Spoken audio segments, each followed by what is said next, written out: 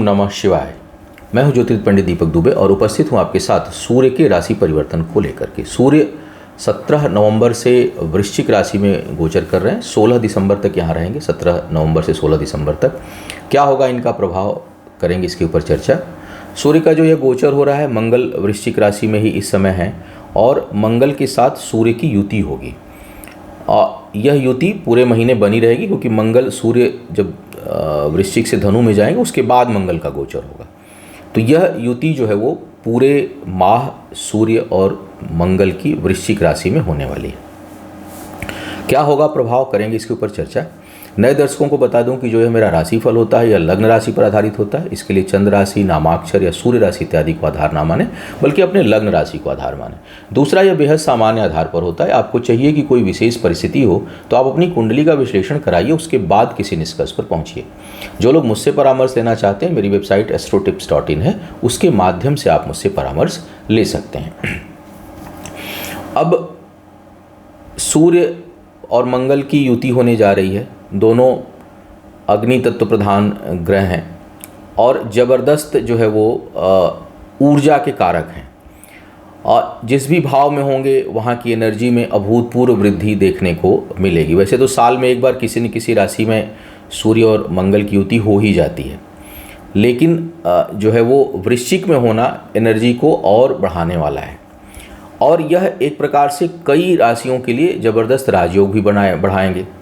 सूर्य मंगल की युति अगर वैचारिक रूप से देखा जाए तो अगर इसका प्रभाव कहीं लग्न, पंचम, दूसरे भाव, दसम भाव, कहीं भी जहाँ पर तीसरे भाव में जहाँ पर भी कार्य, सोच, विचार, पराक्रम, पुरुषार्थ, इस तरह की चीज़ें जहाँ टकरा रही हैं, वहाँ के लिए बहुत शुभ है। क्योंकि ऐसा व्यक्ति जो है वो उसकी जो ऊर्जा है वो सार्थक दिशा में लगती है। लोगों के लिए वो एक पालनकर्ता के रूप में होगा। वह व्यक्ति लोगों की मदद करेगा और किसी से भयभीत नहीं होता, किसी परिस्थिति में नहीं भयभीत होगा। एक जो है वो उसके पास बौद्धिक क्षमता बेहतर होगी, निर्णय शक्ति प्रॉम्प्ट होगा। मतलब बहुत ही प्रॉम्प्ट ऐसे लोग होते हैं अगर सूर्य मंगल का प्रभाव इस तरह से एक साथ कहीं बन जाए तो बढ़िया जगह पर। तो यह कुल मिलाकर के अधिकांश जगहों पर शुभ प्रभाव देने वाला होगा। कहीं कहीं भाव से जो उसका स्थान है अगर वो सही नहीं हो रहा है तो उन चीज़ों में कुछ नकारात्मक चीज़ें भी देखने को मिलेंगी। तो एक एक करके देखते हैं किस प्रकार का प्रभाव हो रहा है। सबसे पहले मेष वालों की बात करते हैं। मेष वालों के लिए सूर्य जो है वो पंचम भाव के स्वामी हैं, अष्टम भाव में जा रहे हैं मंगल के साथ। सूर्य मंगल की युति अष्टम भाव में स्वास्थ्य के लिए बहुत अच्छी नहीं होगी। बचत भी थोड़ा प्रभावित होगा, क्योंकि सूर्य की सीधी दृष्टि आपके दूसरे भाव पर पड़ेगी। सूर्य की एक ही दृष्टि होती है, दूसरी मंगल की जो है वो 3 दृष्टि होती है, सूर्य की सिर्फ एक दृष्टि होती है। अब कई देखता हूँ बार बार, अभी कल परसों भी किसी का आया कि राहु की दृष्टि पड़ेगी। राहु की दृष्टि नहीं होती भाई, इस तरह के क्या बोला जाए, भ्रम की स्थिति में राहु केतु की दृष्टि नहीं होती।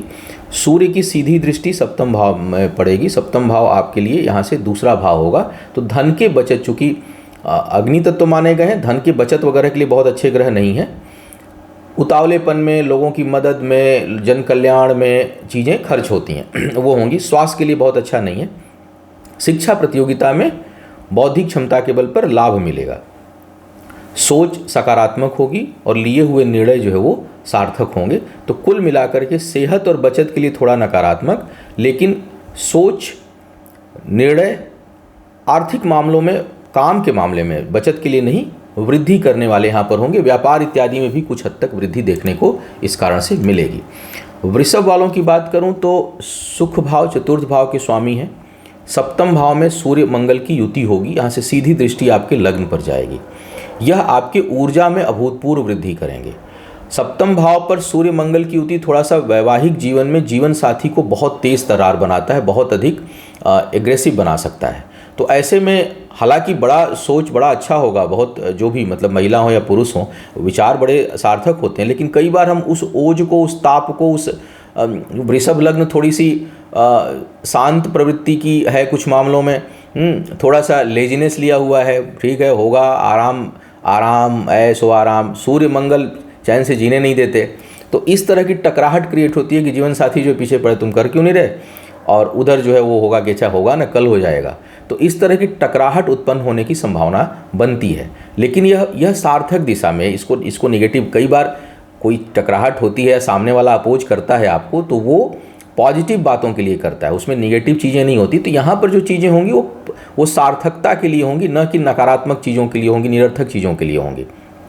तो इस चीज़ को अगर कोई फीडबैक अपने जीवन साथी या अपने साझेदारों से आ रहा है आपको, तो उसको सार्थक रूप में लीजिएगा, क्योंकि वो जो है वृषभ लग्न के जातक थोड़े आनंद में रहने वाले, थोड़े जो है वो ऐशो आराम में रहने वाले, थोड़ा सा जो है उसको क्या कहूँ, लापरवाही भी, चलो आज नहीं कल, और ये सूर्य मंगल एक साथ हो जाएंगे तो बोलेंगे कल नहीं अभी, आज नहीं अभी।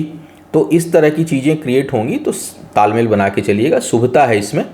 ज़मीन जायदाद के मामलों में जो है वो आपको सफलता मिलेगी, और कार्य व्यापार में अच्छी वृद्धि जो है वो देखने को आपको मिलने वाली है। तो शुभ परिणाम यहाँ पे दिखाई दे रहा है।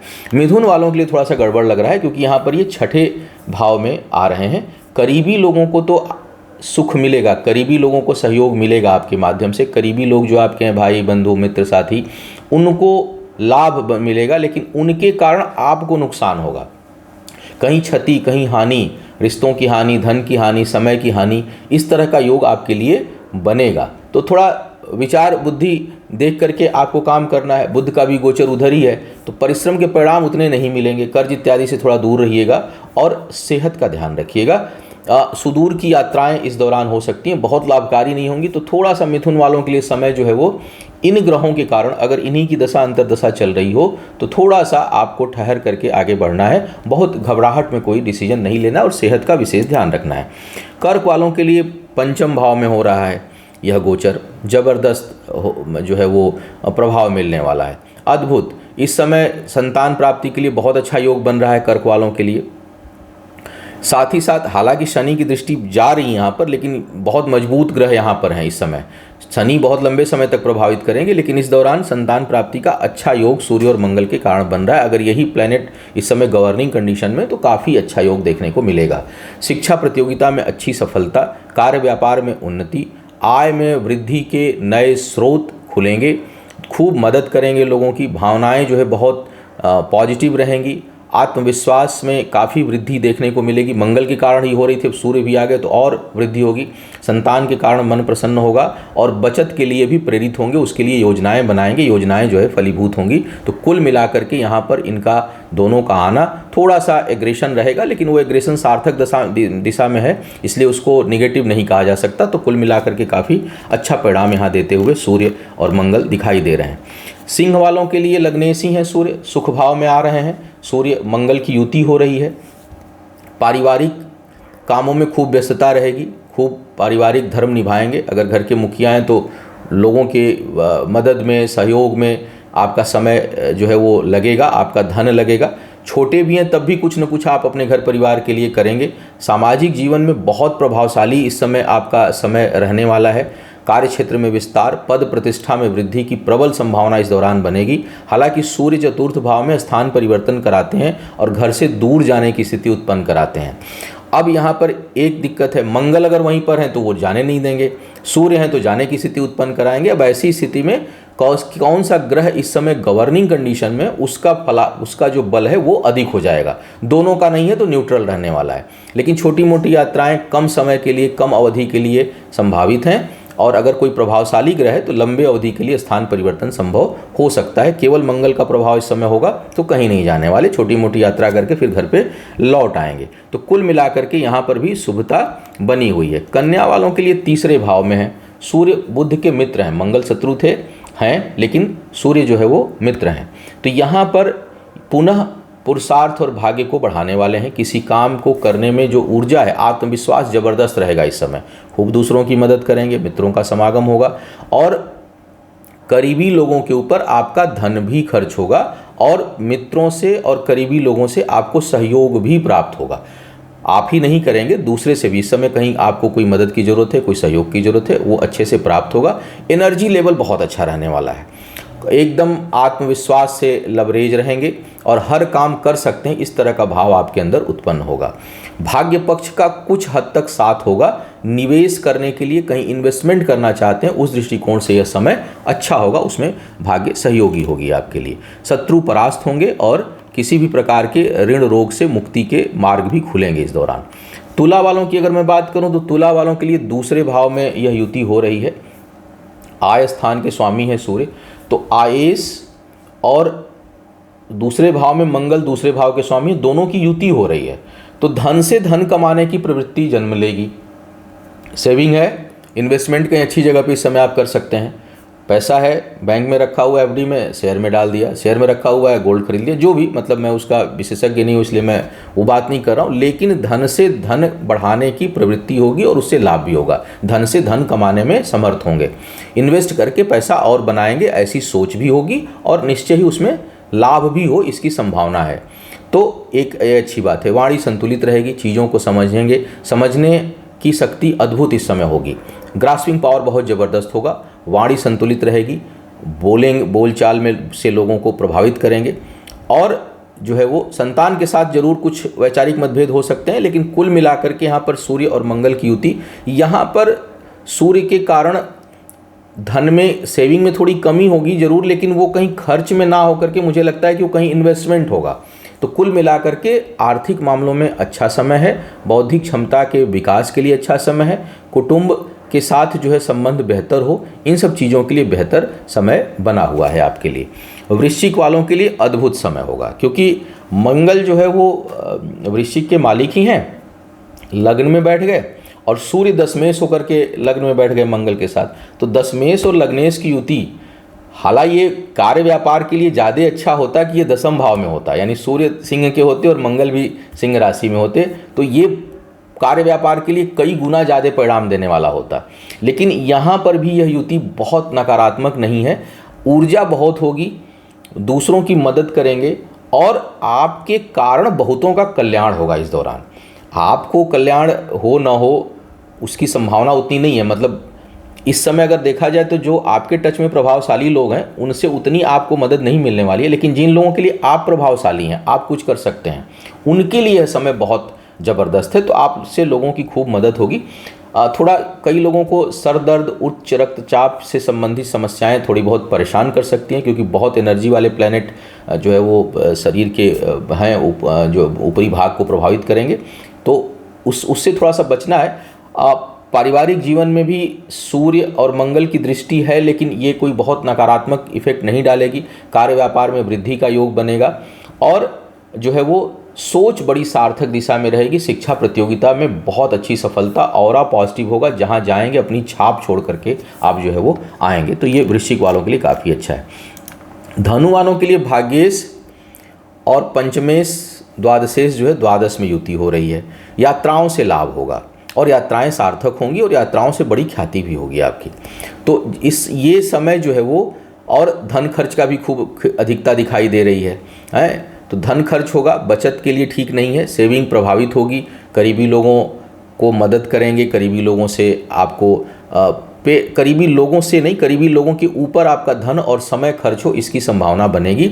स्थान परिवर्तन से लाभ का योग बनेगा। कहीं सुदूर की यात्रा इस दौरान होती है तो आपके लिए बहुत लाभकारी और आनंददायक और भाग्य को बढ़ाने वाली होगी। शत्रु, कहीं कोई वाद विवाद है, वो परास्त होंगे। रोग से मुक्ति मिलेगी और कार्य व्यापार में वृद्धि का योग आपके लिए यहाँ पर यह बनेगा। कुल मिलाकर के यह युति ठीक हो रही है। मकर वालों के लिए एकादश भाव में हो रही है। अष्टमेश है सूर्य, मंगल यहाँ बहुत अच्छे हैं, लेकिन सूर्य का आना यहाँ पर धन के लिए बहुत अच्छा नहीं है। तो आय में थोड़ी सफरिंग महसूस कर सकते हैं। आय में थोड़ा जो है वो कमी, थोड़ी रुकावट। हालांकि मंगल बहुत अच्छे बैठे हुए हैं, मंगल और बुध भी मेरे ख्याल से कुछ समय तक यहाँ रहने वाले हैं। तो इनकम को लेकर अगर ये दोनों ग्रह प्रभावित हैं तो कोई खास फर्क नहीं पड़ने वाला है, लेकिन सूर्य उसको थोड़ा विचलित कर सकते हैं। सूर्य के प्रभाव से शिक्षा प्रतियोगिता में बहुत अच्छी सफलता मिलेगी और आपका जो बौद्धिक क्षमता है उसमें विस्तार होगा। योजनाएं बनाने के लिए बहुत अच्छा समय है। तो अगर प्लानिंग कुछ करना चाहते हैं, कुछ चीज़ की एनालिसिस करना चाह रहे हैं, प्लानिंग करना चाह रहे हैं, उसके लिए बड़ा बढ़िया समय है। आप इस सूर्य मंगल युति को इसमें प्रयोग कर सकते हैं। आय केवल सूर्य की वजह से थोड़ी सी प्रभावित हो सकती है, इसमें कोई संदेह नहीं है। कुंभ वालों की बात करूं तो दसम भाव में युति हो रही है। सप्तमेश और दशमेश की युति दसम भाव में। कार्य व्यापार में वृद्धि, सरकारी प्रभावशाली लोग, समाज, इन सब चीज़ों में आपका प्रभुत्व और वहाँ से रुके हुए कामों में गति, अपने से प्रभावशाली लोगों का सहयोग, जीवन साथी का सहयोग, साझेदारों का सहयोग और इन सभी के कारण कार्य व्यापार में अच्छी उन्नति देखने को आपको मिलेगी। मान पद प्रतिष्ठा में खूब जो है वो वृद्धि होगी। शनि की भी दृष्टि जा रही है तो कहीं कहीं टकराहट जो है वो देखने को मिल सकती है सरकारी विभाग से, उच्च अधिकारियों से, पिता से, लेकिन उसमें येन केन प्रकारेण आप जो है वो चीज़ों को हैंडल करने में समर्थ होंगे और उसको आप निकाल ले जाएंगे। यहाँ पर कोई नुकसान नहीं होकर के बल्कि कॉन्फ्लिक्शन के साथ सफलता का योग आपके लिए बन रहा है। थोड़ा बहुत पारिवारिक जीवन में कुछ कलह क्लेश, कुछ अशांति या किसी कारण से दूर जाने का योग बने, ऐसी संभावना है, लेकिन कुल मिलाकर के यहाँ पर यह युति बहुत अच्छी है। पैतृक संपत्ति, कहीं कोई ज़मीन जायदाद का वाद विवाद है तो उसमें भी सफलता और आपके लिए प्राप्ति का योग बन रहा है, तो यहाँ भी काफ़ी अच्छा परिणाम मिल रहा है। मीन वालों के लिए यह युति हो रही है आपके भाग्य स्थान पर। मंगल भाग्येश हैं, सूर्य मित्र हैं बृहस्पति के, हालांकि छठे भाव के स्वामी हैं, तो ऐसे में कहीं कर्ज इत्यादि लेना चाह रहे हैं, उसकी प्राप्ति बहुत आसानी से हो जाएगी। शत्रु परास्त होंगे, शत्रुओं को बाहरी बल और प्रभाव से आप परास्त करने में समर्थ होंगे। पुरुषार्थ पराक्रम बहुत जो है वो बढ़ेगा आपका। दूसरों की खूब मदद करेंगे, भाग्य का साथ रहेगा, इसलिए किसी भी रुके काम में तेज गति जो है वो मिलने की संभावना बन रही है। कर्ज मिल तो बहुत आसानी से जाएगा, लेकिन मेरा सुझाव होगा कि कर्ज यहाँ पर ना लें, क्योंकि जो छठे भाव से भाग्य स्थान पर सूर्य जा रहे हैं वो 6 से चतुर्थ भाव हो जाता है। तो अगर कहीं कर्ज आप लेते हैं तो देने वाला जो है वो अधिक प्रसन्न होगा, अधिक सुखी। और वो अधिक सुखी कब होगा? जब आपको नुकसान होगा कुछ। तो कर्ज लेने से बचिएगा। बाकी मामलों में ठीक ठाक स्थिति बन रही, हालांकि मिलेगा बड़ा जल्दी भाग्य उस मामले में साथ। तो कहीं कुछ लेने खरीदने के पर्पज़ से अगर हाँ अंडर बजट है, असेट आपके पास ज़्यादा है, तो कर्ज हमेशा बहुत सोच समझ कर लेना चाहिए, या तो आपदा काल विपत्ति की स्थिति में या फिर कैलकुलेटेड। तो वो एस्ट्रोलॉजी का मैटर नहीं है, लॉजिकल मैटर है, सोच समझ लीजिएगा।